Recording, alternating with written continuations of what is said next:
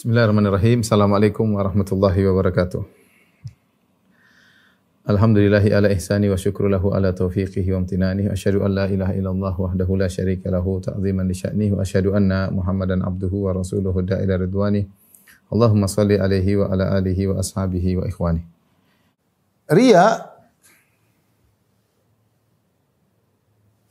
Riya juga ya, terbagi menjadi dua kalau kita boleh bagi, yaitu yang jelas, yang terselubung. Ya. Yang jelas tadi kita cerita, dengan jelas-jelas kita cerita secara langsung. Contoh cerita secara langsung tentang amal soleh kita.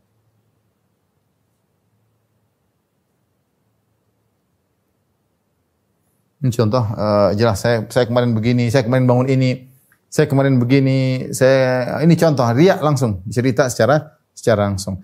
Yang terselubung yaitu tidak secara langsung.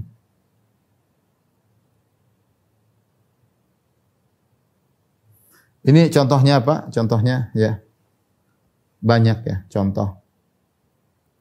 Misalnya apa? Misalnya menjelekkan orang.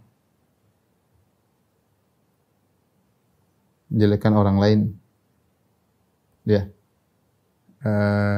Ini namanya ghibah plus riya. Ghibah plus riya. Contoh, ini disampaikan oleh Ibnu Taimiyah rahimahullah, ini ghibah riya terselubung yang sangat berbahaya. Dia mengumpulkan dua dosa, yaitu riya dan ghibah. Seperti gimana dia mengatakan, oh si fulan itu setiap subuh enggak pernah kelihatan, selalu terlambat kalau salat subuh.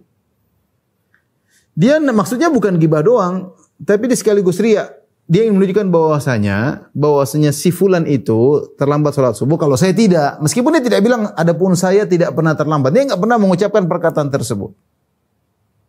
Karena dia tahu kalau dia mengucapkan perkataan tersebut, adapun saya tidak pernah terlambat salat subuh, berarti dia riya. Secara sharih jelas, lafalnya menunjukkan dia riya. Tapi caranya agar terselubung, dia bingkai dengan bingkai yang sangat indah. Dia menjelekkan orang lain, dan dipahami dari sikapnya menjelekkan orang lain bahwasanya dia tidak. Seperti tadi, si fulan tuh kalau subuh enggak pernah kelihatan. Nah, orang yang dengar dia tahu bahwasanya kalau kamu selalu kelihatan. Oh, si fulan tuh selalu tidak pernah di saf pertama. Meskipun kita enggak bilang kita pernah selalu di saf pertama, tapi orang paham berarti kalau kamu selalu di saf pertama. Kita bilang, si fulan pelit. Kalau dikasih semangat pelit. Kita ngajak orang menuju orang pelit agar menunjukkan bahwasanya kita tidak pelit. Ini namanya ghibah plus riya. Ini paling berbahaya. Paling buruk. Riya terselubung yang paling buruk adalah riya ghibah plus riya, ghibah plus. Di antara riya terselubung contohnya menceritakan kenikmatan, tahadus bi nikmat. Ini asalnya agar dia dianggap wali. Dia bilang alhamdulillah Allah memudahkan urusan saya.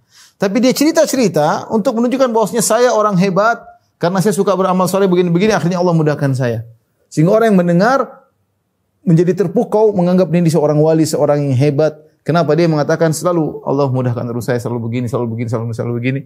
Ini hati-hati juga. Ini kita ingat ya, ketika kita membahas ini bukan kita sedang menuduh orang lain, tidak. Masing-masing tidak boleh menuduh orang lain. Kita introspeksi diri kita masing-masing. Jangan sampai kita terjebak dalam riya terselubung seperti ini. Kita memuji, memberikan bahwasanya Allah berikan saya nikmat banyak karena saya soleh. Ya. Ini seakan kita pamer kesolehan kita. Waspada, ini riya terselubung. Ya. Contoh lagi misalnya, memuji gurunya setinggi langit.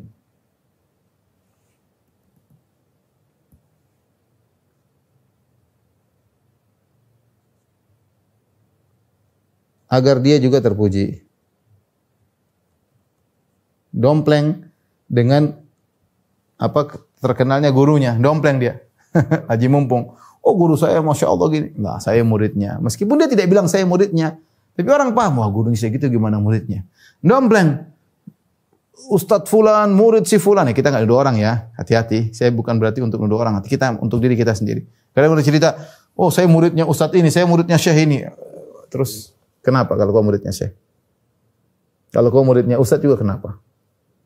Ya, muridnya Nabi ada yang jadi munafik. Ada. Memang semua kalau belajar sama Nabi kemudian jadi sahabat mulia, ada munafik. Ketemu Nabi, belajar sama Nabi sallallahu alaihi wasallam. Ya, tidak semua orang kemudian terkadang dia mengangkat gurunya agar dia juga terangkat. Ya. Ini di antara riya terselubung, waspada. Ya. Dia sebutkan saya telah belajar sama si fulan. Hati-hati ya, Allah Maha tahu. Kamu cerita itu untuk apa? Kalau kamu cerita untuk mengangkat derajatmu, maka itulah riya terselubung ya. Riya terselubung ya. Seperti juga kata sebagian ulama, seperti apa? Contohnya seperti menjelaskan, menceritakan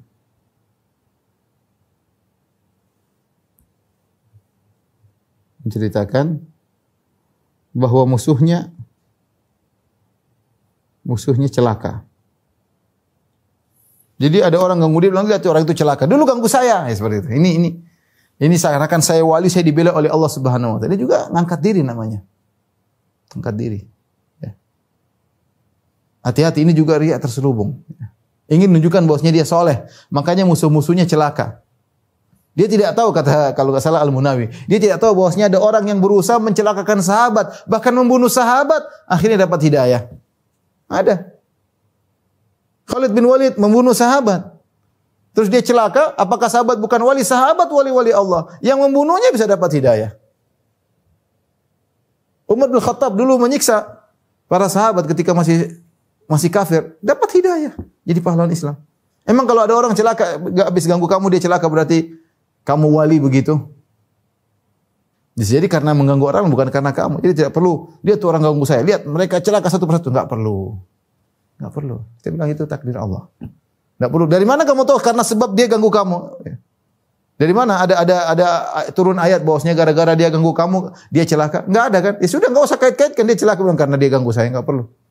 Kita cerita itu yang kemarin ganggu saya, qadarullah dia begini. Jangan mengesankan gara-gara ganggu kamu seakan-akan kamu wali. Enggak perlu. Ya. Enggak perlu. Di antara riya terselubung adalah misalnya merendahkan, tawadhu tapi bukan karena Allah.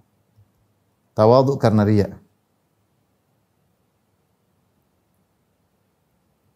Ini apa namanya? Pencitraan kalau bahasa kita. Bahasa politiknya pencitraan. Oh, tawadhu kadang ini jalan kaki, kadang tawadhu naik sepeda, tapi dia share. dia ingin. Jadi merendahkan mutu untuk meninggikan mutu, merendahkan diri untuk meninggikan mutu. Ini juga riya ini, riya. Ya. Setan ketika menjerumuskan orang riya, dia punya banyak cara. Dia punya banyak cara.